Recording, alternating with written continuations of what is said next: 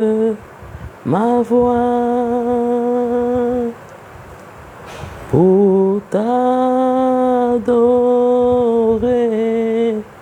ô mon Dieu, mon roi.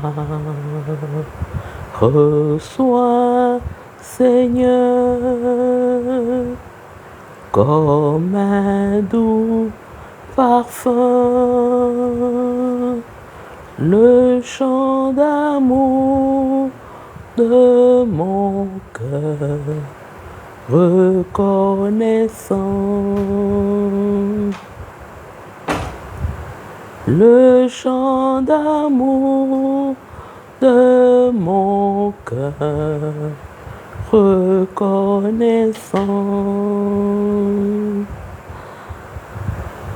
Le chant d'amour de mon cœur reconnaissant.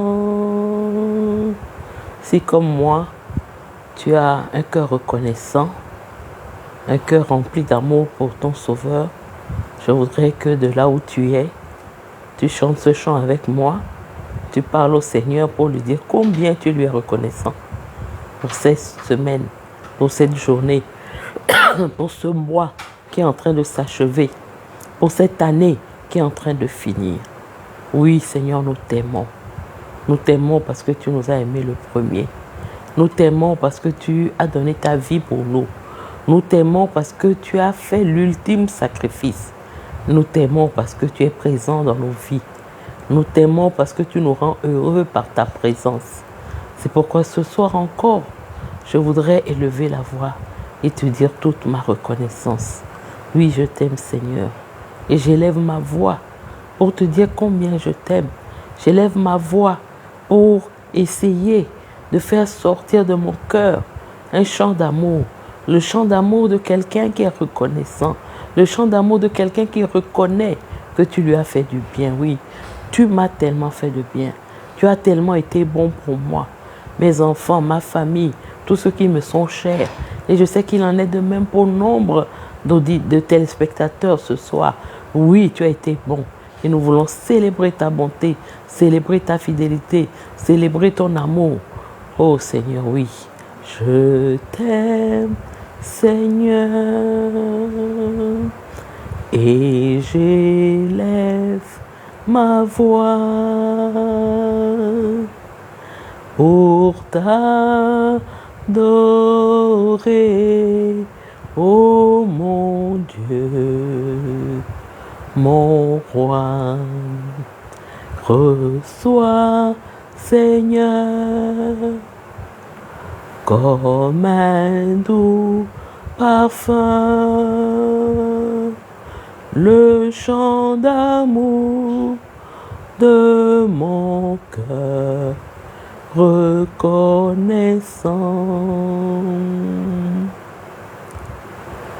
Le chant d'amour de mon cœur reconnaissant. Bien-aimés, fidèles téléspectateurs d'une autre dimension avec Christ, je suis très heureuse de vous retrouver encore ce soir. Nous avons la fac de cette semaine sur l'enseignement que nous avons fait le mardi concernant l'arme offensive dont nous disposons, qui est l'épée du Saint-Esprit. Aujourd'hui, je vais répondre aux questions que vous avez posées suite à ce que nous avons vu mardi. Et il n'y a pas beaucoup de questions, mais donc je vais prendre le temps de répondre véritablement à fond à tous ceux qui ont posé des questions. Mais avant que cela ne commence aujourd'hui, je ne vais pas oublier, je vous demande de partager à vos amis, à ceux qui ont l'habitude de suivre, partager même à ceux qui n'ont pas l'habitude de suivre. Je suis sûr que ce que vous allez partager va faire du bien à quelqu'un. Donc, je vais lire d'abord les commentaires, ce n'est pas des questions. Il y a Stanislas Yamoussoukro qui dit « Bonjour pasteur, merci pour la réponse à ma question. Aussi, si vous pouvez faire un enseignement sur le salut, ça va beaucoup nous aider. Donc, Stanislas avait posé une question la semaine dernière sur le casque du salut. Et donc, il demande si on peut faire un enseignement complet sur le salut. Ça va beaucoup aider. Donc, c'est noté, Stanislas.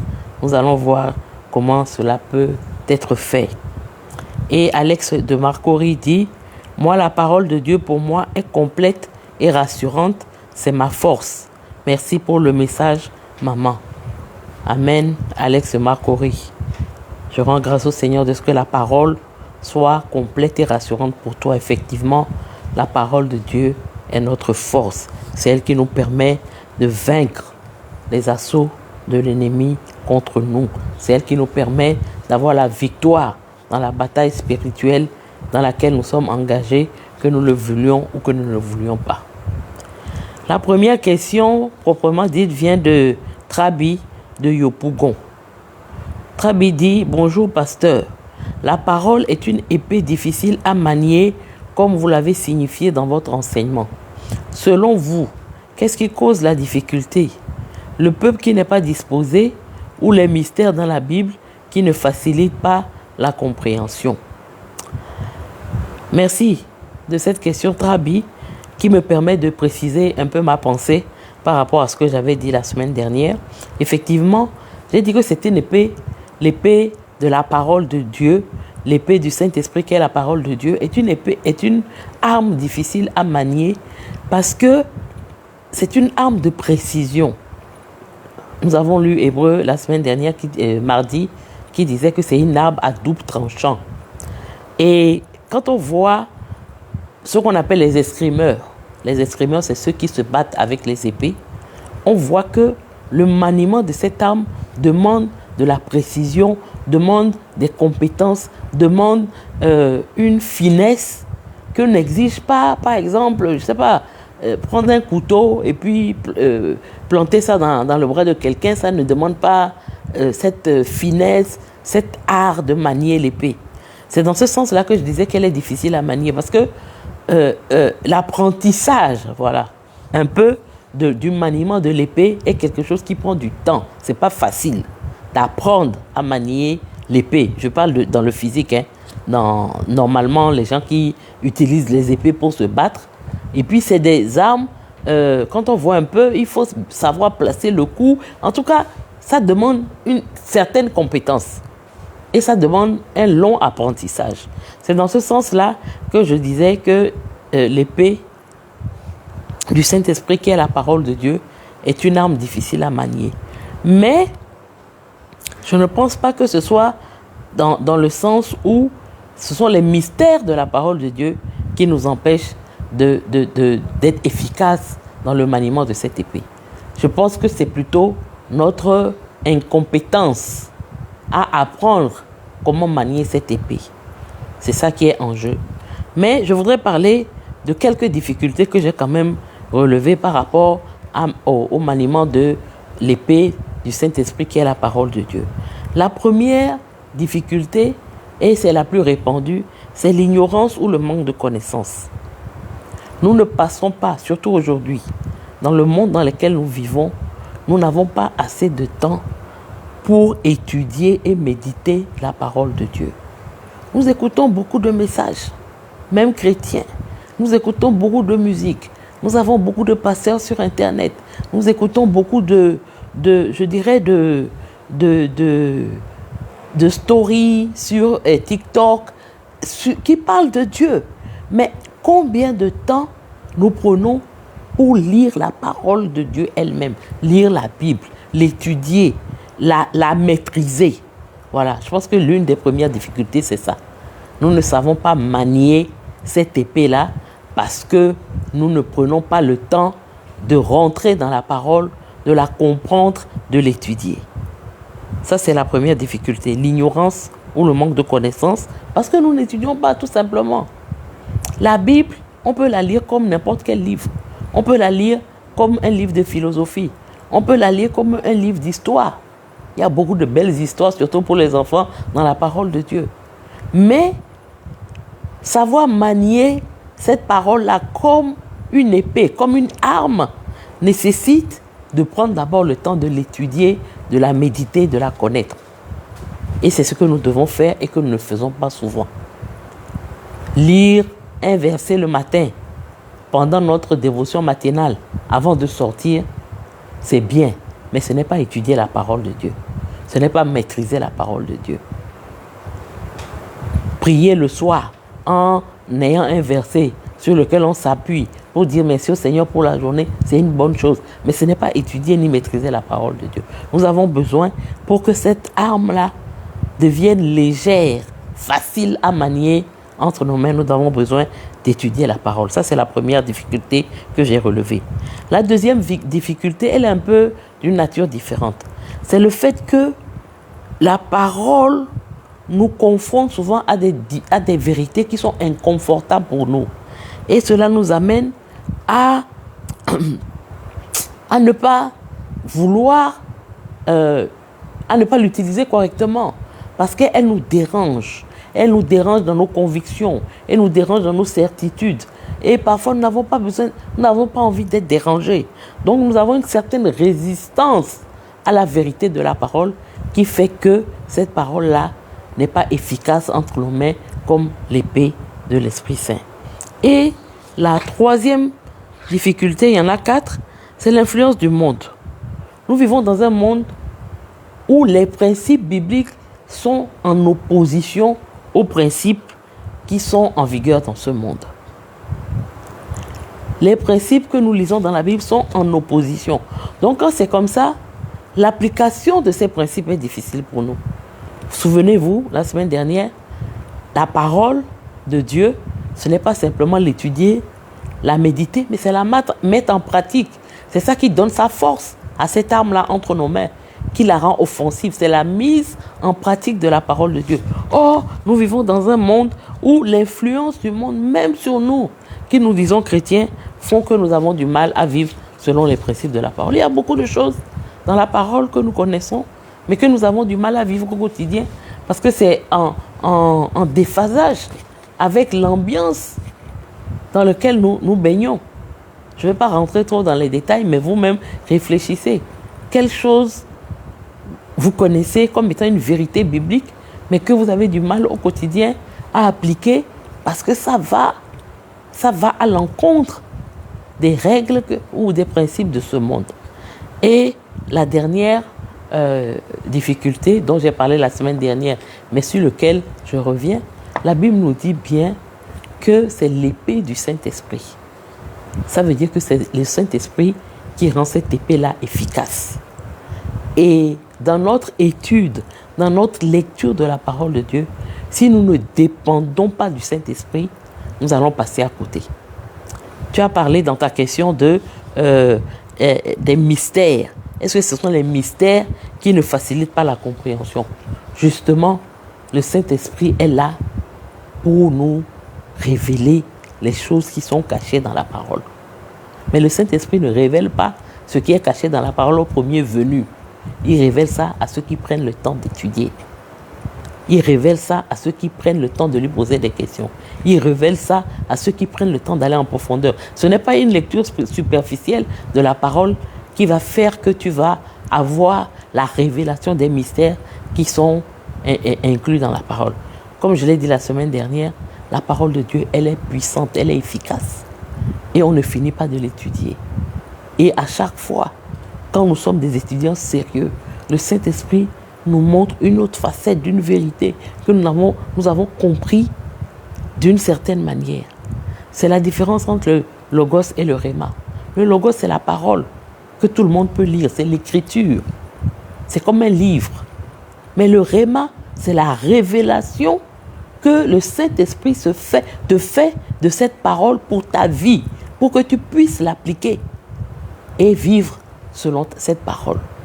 Donc, nous avons besoin du Saint-Esprit pour étudier et comprendre la parole, pour, comme tu le dis, lever les mystères. Les mystères, la révélation du mystère, est le rôle du Saint-Esprit. Il est là pour ça. C'est son travail. Et les choses cachées nous appartiennent, parce que le Saint-Esprit est capable de nous les révéler. Mais comme je dis, La révélation, c'est quelque chose de profond. Ce n'est pas en lisant superficiellement la parole de Dieu que tu vas avoir la révélation des mystères qui y sont cachés. Ça nécessite de prendre du temps, de s'y plonger, d'aller en profondeur. C'est là où tu vas trouver les pépites, c'est là où tu vas trouver les vérités, c'est là où tu vas trouver les révélations qui vont te permettre de marcher et de gagner la bataille dans laquelle tu es engagé. Voilà, Trabi, j'espère avoir répondu à ta question. Tu as posé une deuxième question un peu différente, qui n'est pas vraiment dans la droite ligne de ce qu'on enseignait, mais je vais y répondre quand même. Mais je préfère le faire à la fin. La question concerne les nourritures interdites dans l'Ancien Testament, mais je vais y revenir à la fin.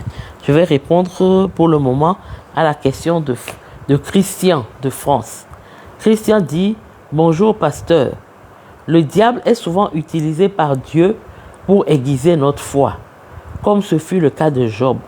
Si oui, cela est en rapport avec ce verset: résistez au diable et il fuira loin de vous, approchez-vous de Dieu et il s'approchera de vous. Jacques 4, versets 7 à 8. Je voudrais relever effectivement dans l'exemple de Job que ce que Dieu a permis, Dieu n'a pas utilisé le diable. Dieu n'utilise pas le diable. Il ne faut pas dire ça, c'est pas juste. Dieu n'utilise pas le diable, Dieu n'utilise pas directement le diable. Pourquoi? Pour la simple raison que Dieu est tout puissant. Dieu est souverain. Il n'a pas besoin d'utiliser le diable. Mais par contre, ce que nous voyons dans l'exemple de Job, c'est que Dieu permet au diable. Dieu donne la permission au diable d'éprouver Job.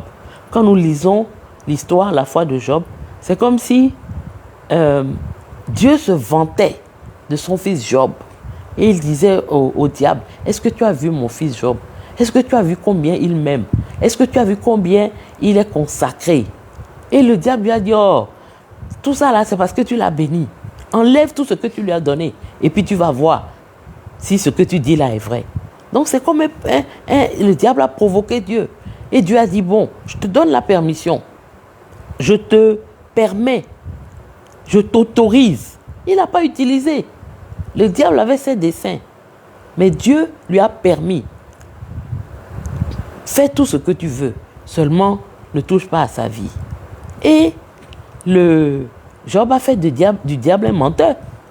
Puisque la fin de l'histoire nous montre que malgré tout ce que Job a perdu, malgré cette énorme souffrance, le fait même que le diable s'est attaqué à lui-même, lui a donné une maladie, tous ses amis l'ont abandonné, même sa femme l'a abandonné, cela n'a pas amené Job à renier Dieu.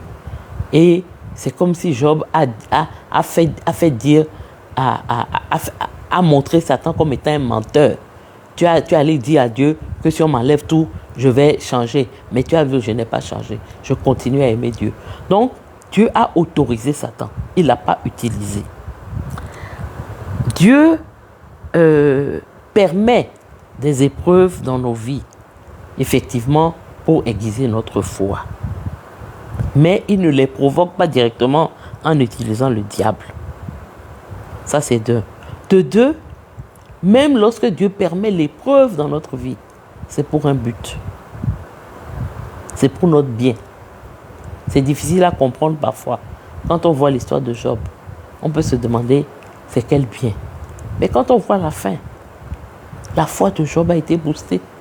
Job a pu dire que mon oreille avait entendu parler de toi. C'est-à-dire que j'étais à un certain niveau de révélation de qui tu es. J'étais à un certain niveau de marche avec toi. Je te connaissais jusqu'à un certain niveau. Mais après l'épreuve que j'ai traversée, je te connais autrement. Maintenant, mes oreilles avaient entendu parler de toi. Mais maintenant, mes yeux te voient. C'est ça l'intérêt de l'épreuve. Nous permettre de connaître davantage Dieu, de savoir qui il est. Si tout allait bien dans notre vie, comment nous saurons que nous avons la foi? Même à l'école, quand on est à l'école, quand on finit une année, ou bien quand on arrive à des classes comme la 3e, la terminale, de notre temps, la première, il y a des examens, il y a des tests, il y a des épreuves. C'est pour valider ce que tu as appris, savoir si tu as vraiment appris quelque chose. Et si dans ta marche de la foi, il n'y a pas ces épreuves-là, comment tu sauras que ta foi tient le coup? Comment tu sauras que ta foi est affermie? La foi, c'est comme un muscle. Il faut le travailler pour que vous savez que quand un muscle, là, on ne l'utilise pas, il s'atrophie. Si tu n'as pas des occasions d'utiliser ta foi va s'atrophier. C'est pour ça que Dieu teste ta foi. Et ce qu'il faut retenir donc de tout ce, je dirais, tout ce que j'ai dit, c'est Romains 8, 28. Toute chose concourt à notre bien. Dieu fait concourir toute chose à notre bien. Dieu oblige toutes les circonstances de notre vie à travailler pour notre bien. Et Dieu le fait au milieu des épreuves que nous traversons.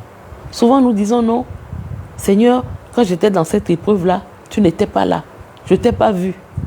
Mais quand tu vas à l'école toute l'année, quand tu vas passer le bac, ton professeur est là à côté de toi? Non, tu ne peux pas voir ton professeur à ce moment-là. Parce que lui, il a fini de t'enseigner. Il faut maintenant que tu ailles passer le test pour voir si ce qu'il t'a enseigné là, tu l'as bien assimilé. Dieu peut être silencieux pendant le temps de l'épreuve parce qu'il est en train de voir si tu as bien assimilé. Il n'a pas le droit de te souffler les réponses. Mais il est là. Même si tu ne le sens pas, il est là. Donc, je pourrais dire, voilà ma réponse à la première partie de ta question. Maintenant, tu as demandé aussi, est-ce que si oui, donc si Dieu permet, on ne va pas dire utilise le diable, Dieu permet au diable souvent de nous éprouver. La deuxième partie de ta question, c'est est-ce que cela n'est pas en rapport avec ce passage que tu as cité de Jacques 4, verset 7, 8, qui dit « Résistez au diable et il fuira loin de vous. Approchez-vous de Dieu et il s'approchera de vous. » Effectivement, ça a un rapport. Effectivement, ça a un rapport. Et tu as bien trouvé qu'il y avait un rapport. Parce que ce verset est en rapport avec la question de l'opposition spirituelle que nous pouvons rencontrer dans nos vies. Nous parlons de combat spirituel. Ça veut dire qu'il y a des choses qui s'opposent à nous dans notre marche. Et donc, ce verset de Jacques 4, 7 nous encourage à résister au diable, à résister à ces tentations, à résister aux épreuves qu'il met sur notre chemin en nous appuyant sur la puissance de Dieu. C'est pourquoi Jacques nous exhorte à nous soumettre à Dieu et à résister au diable. Parce que les deux vont de pair. Soumets-toi, approche-toi de Dieu et résiste au diable. Mais, ce que je voudrais dire pour terminer de répondre à ta question, et on en revient donc aux armes spirituelles, nous devons affronter les épreuves spirituelles. C'est ce que signifie résister au diable. Nous devons affronter les épreuves spirituelles. Mais, nous ne devons pas le faire seuls. Nous ne devons pas le faire nus. Nous ne devons pas le faire dans un état de faiblesse. Nous devons le faire ayant revêtu l'armure de Dieu pour résister aux attaques du diable. Et c'est cette armure-là que nous avons étudiée toutes ces dernières semaines. Voilà, donc j'espère, Christian, avoir répondu à ta question et avoir pu apporter quelques éclairages à ce que tu as demandé. Pour terminer, je reviens à la question de Trabi de Yopougon qui demande concernant les nourritures interdites dans l'Ancien Testament, y a-t-il un verset dans le Nouveau Testament qui nous autorise à les consommer aujourd'hui? Oui, il y a des versets. Pour aujourd'hui, je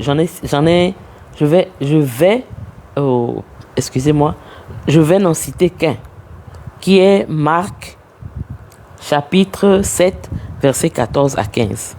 Marc 7, 14, 15. On va le lire.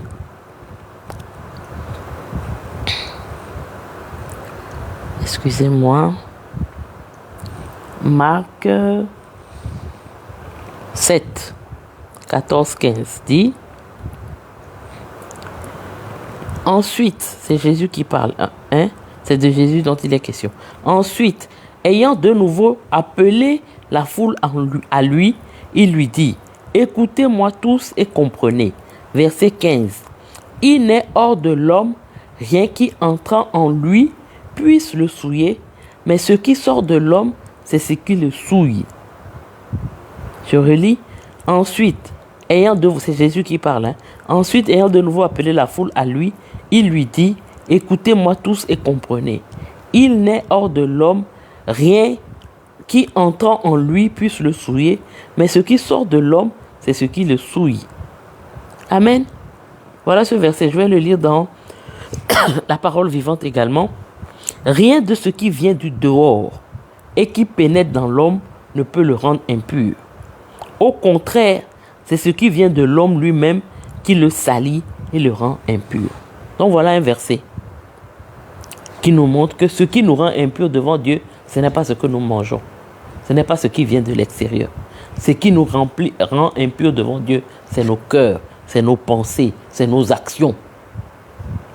Et c'est ce que Jésus disait ici. Mais ce qu'il faut noter, Trabi, c'est qu'il y a un autre passage qu'on ne va pas lire, mais tu peux prendre la référence et aller la lire. 1 Corinthiens 8, versets 9 à 13, qui nous encourage, nous les croyants, à être conscients de ce que le choix que nous faisons de ce que nous mangeons peut heurter la conscience de notre frère ou bien de nos frères, peut les amener à chuter, peut créer pour eux une occasion de chute. Donc, si ce que nous mangeons, qui pour nous n'a pas,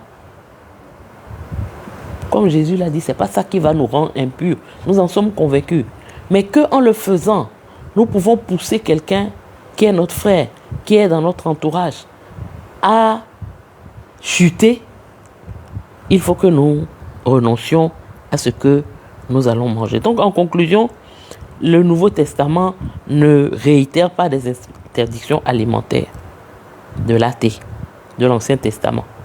Il n'y a pas d'interdiction alimentaire. Le Nouveau Testament ne reprend pas les interdictions alimentaires qui existaient dans l'Ancien Testament. Plus, Jésus a dit que ce n'est pas ce que nous mangeons qui peut nous rendre impurs. Mais nous devons être attentifs aux convictions des autres dans nos choix alimentaires. Donc vraiment, voilà ce que je voulais dire à Trabi de Yopougon par rapport à sa question.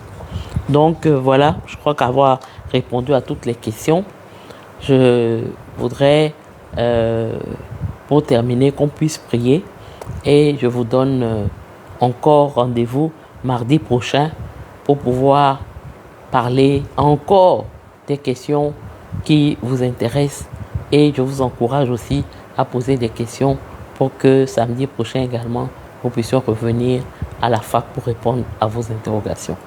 En tout cas, si les réponses que j'ai données ne vous satisfont pas pleinement, n'hésitez pas à rebondir, à reposer la question, à demander des éclaircissements parce que ça aide à mieux comprendre ce qui a été dit.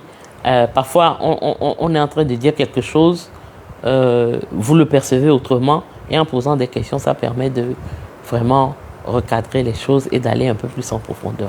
En tout cas, j'ai été béni cet après-midi, ce soir, de pouvoir partager et répondre à vos questions. Et donc, je vous donne rendez-vous à mardi. Nous allons prier pour terminer. Tendre Père, nous voulons te bénir encore pour tes enfants, pour tous ceux qui étaient à l'écoute ce soir. Je prie que ceux qui ont entendu les bénissent, que tu puisses leur donner l'envie d'aller poursuivre les recherches, d'aller encore fouiller la parole de Dieu, d'aller encore réfléchir avec l'aide du Saint-Esprit pour pouvoir aller en profondeur. Merci pour toutes les personnes qui étaient à l'écoute. Bénis chacun d'entre eux, garde-les. Sois celui qui nous parle pendant que nous sommeillons, pendant que nous étudions la parole de Dieu. Saint-Esprit, guide-nous. Tu es l'esprit de révélation. Révèle-nous les choses cachées. Montre-nous ce que nous devons savoir pour pouvoir marcher d'une manière qui t'honore, d'une manière que tu as créée. Que ton nom soit béni, Seigneur, pour ce temps Je prie pour la révérende Kadiatou Dibi, là où elle se trouve. Seigneur, garde-la, protège-la, veille sur elle, ramène-la saine et sauve avec son mari. Et c'est dans le précieux nom de Jésus que j'ai prié. Amen. Merci beaucoup, bonne soirée, bon dimanche et à la semaine prochaine.